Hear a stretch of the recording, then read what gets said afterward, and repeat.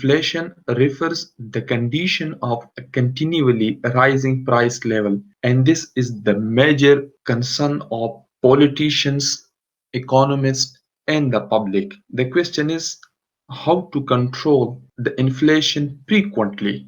So this dominates the discussion of economic policy. This is the main job of the policy makers, how the policy makers will control the huge inflation occurred in an economy. Actually, Milton Friedman provides a famous proposition, that is, inflation is always and everywhere a monetary phenomena. He postulates that the source of all inflation episodes is a high growth rate of the money supply. This was the basic view of the Milton Friedman. It means that the money supply is the main reason for the higher inflation in any economy. Simply, we can say that by reducing the growth rate of the money supply to low levels, inflation can be prevented. If you want to overcome inflation in an economy, you need to reduce the growth rate of the money supply. So in this particular chapter, we will use the aggregate demand and aggregate supply analysis to reveal the role of monetary policy in creating inflation. But you need to understand the concept of inflation first. Friedman defines inflation as a rapid and continuing increase in the price level. So we can say that it is the condition of a continually and rapidly rising price level. Keep in mind that monetarists and Keynesians both were agree with Friedman's proposition that inflation is a monetary phenomena. So basically, this was the proposition given by Milton Friedman that inflation is always and everywhere a monetary phenomena. And monetarists and Keynesians both agree with Milton Friedman proposition. They are also of the view that inflation is a monetary phenomena. The evidence of Milton Friedman's statement is straightforward. Very simply, whenever a country inflation rate is extremely high for a sustained period of time, its rate of money supply growth is also extremely high. So we can simply conclude from this statement is that when there is an increase in the money supply, there will be an increase in the inflation rate. So it means that the huge supply of money is the primary cause of the huge inflation in any economy. Or simply, we can say that the countries with the highest inflation rates have also have the highest rate of money growth. So this is the basic statement given by Milton Friedman. If the federal government is increasing the supply of money, it means that the federal government is welcoming a high inflation rate during a course of time. It means that the price level will increase in that particular year as well. Keep in mind that we are actually looking at the reduced form evidence, which focuses only on the correlation of the two variables, money growth and the inflation rate. When you will look for the historical episodes in which an increase in money growth appears to be an exogenous event, a high inflation rate for a sustained period following the increase in money growth would provide strong evidence that high money growth is a driving force behind the inflation. If you recall the hyperinflation of the German economy, do you know hyperinflation? Actually, a hyperinflation refers the extremely rapid inflations with inflation rates greater than 50% per month, or if the price levels are increasing 50% per month. So we can call it hyperinflation. In the German economy in the year 1921 and 1923, average price level rose by 50% per month.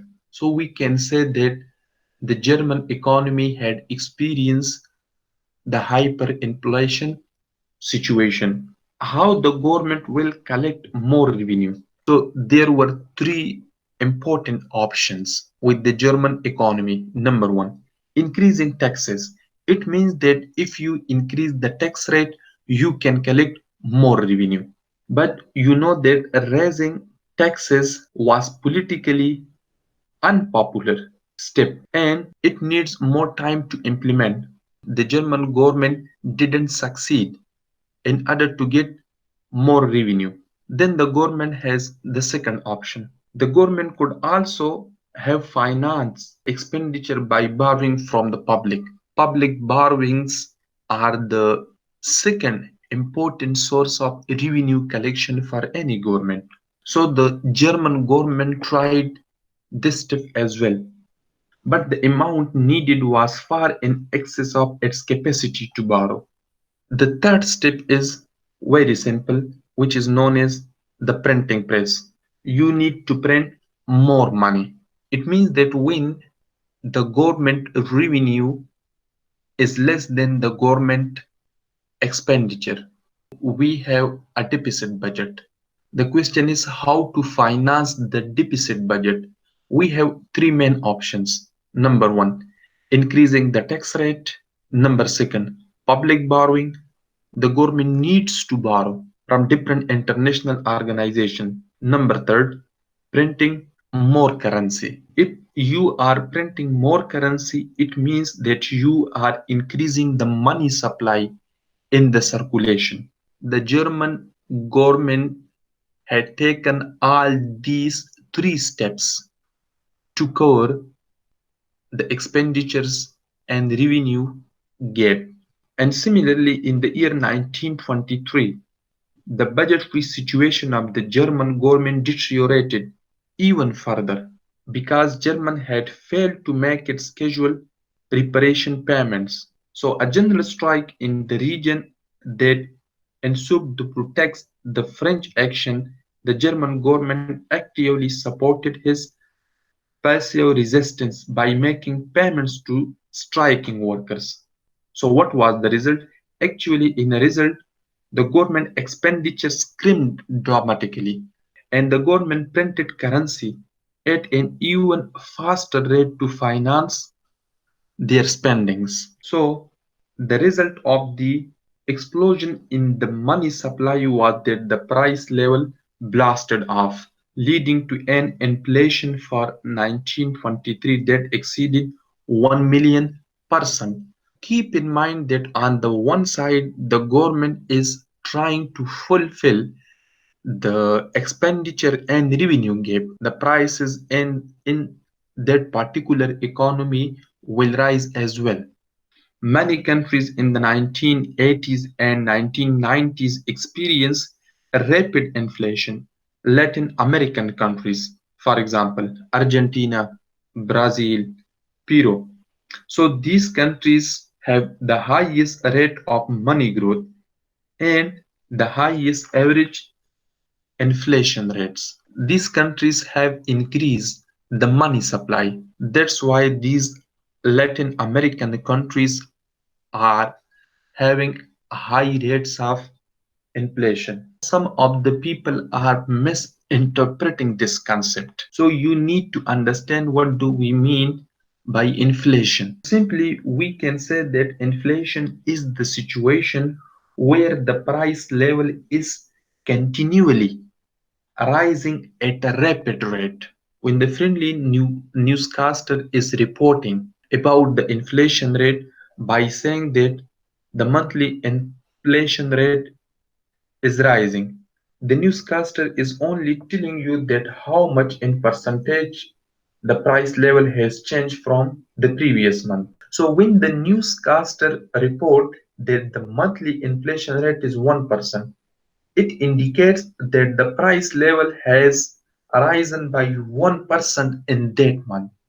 It means that the price level has increased by 1% in that particular month. This could be a one-shot change in which the high inflation rate is merely temporary but not sustained. If the inflation rate remains high, for a sustained period of time, suppose greater than 1% per month for several years, then the economists will say that the inflation rate is high. When we are defining the concept of inflation, we are not talking about a one-shot increase in the price level.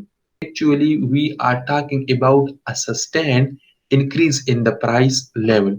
For example, if the price level is increasing at a higher rate for a sustained period of time, we can conclude that this economy is experiencing a rapid inflation. So, Milton Friedman proposition actually says that upward movements in the price level are monetary phenomena only if this is a sustained process. Monetarists were of the view that if there is an increase in the money supply for a sustained period of time or for a given period of time, it means the price level will increase. Inflation is actually the outcome or the result of an increasing money supply. Initially, the economy is at point 1. On the vertical axis, we have the aggregate price level denoted by P, and on the horizontal axis, we have the aggregate output denoted by Y. The green line represents the natural output level denoted by Yn. Suppose we have the initial aggregate supply curve AS1 and the initial or the original aggregate demand curve AD1. So AD1 and AS1 intersects each other at point 1. This is the equilibrium point, and at this equilibrium point, the aggregate price level is P1. The economy is producing at the natural output level. Suppose in the next year, the government or the monetary authorities have increased the supply of money. What will happen? So very simply, the aggregate demand curve shift rightward. The aggregate demand curve will shift to the right side from AD1 to AD2. For a very brief time, the economy moved from point 1 to point 1 dash, and the output may increase above the natural rate level to Y dash. Now the economy is producing at Y dash. Look at here. This was the original position. But when the money supply has changed, I mean to say that if the monetary authorities have increased the money supply, the aggregate demand curve has shifted from AD1 to AD2.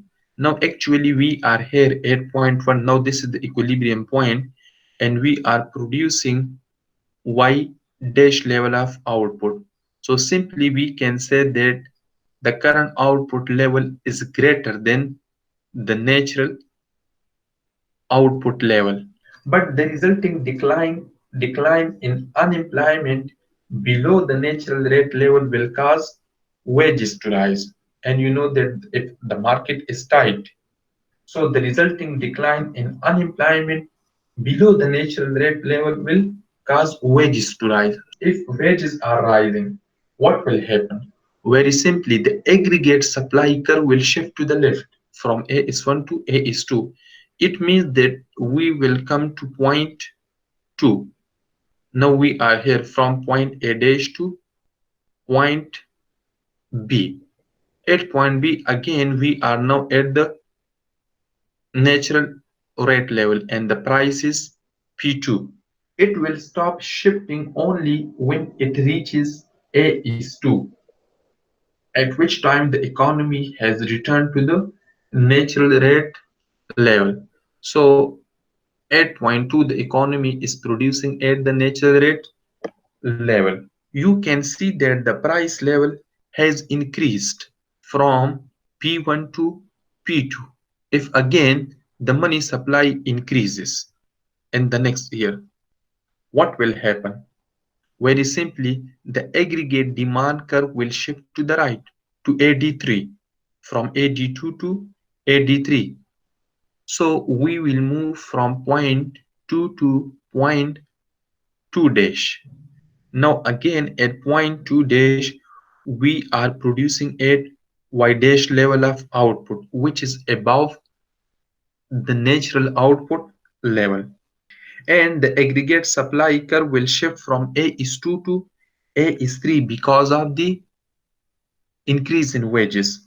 So the economy will move to point 2 dash when the supply curve shifts leftward from A is 2 to A is 3.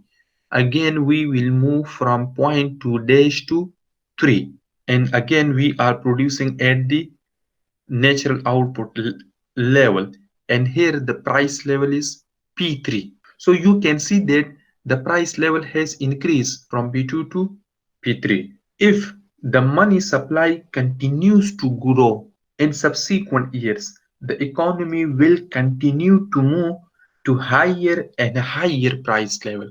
Suppose if again the money supply has increased and we are here at point 3, what will happen? The aggregate demand curve will shift again to the right side from AD3 to AD4.